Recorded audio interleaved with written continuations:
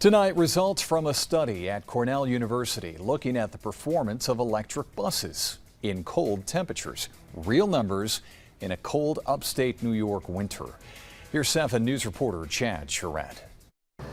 They've proven to have benefits for the environment, but are electric buses the right fit for North Country schools? With all the benefits, there are also challenges. That's my work focus on.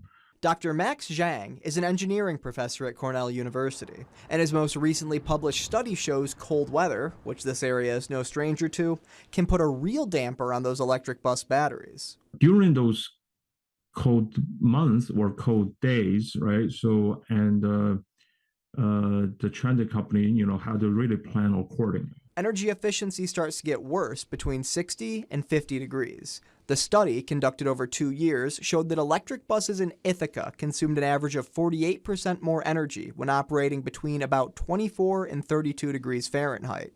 In the broader 10 to 50 degree range, researchers observed a 28.6% increase. The study was conducted using buses for more general public transportation, but according to Zhang, it's still applicable to school buses when it comes to the weather.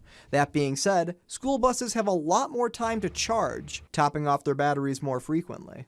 They typically run at certain time intervals, morning, afternoon, and then there's rest of the time they typically sit idle. A state mandate requires all newly purchased school buses be electric by 2027. Senator Dan Steck tells us he doesn't believe it's the right time. I'm not opposed to electric buses per se, but you know what? Today, with today's technology, they make a lot more sense in the 5 boroughs and on Long Island than they do in the North Country.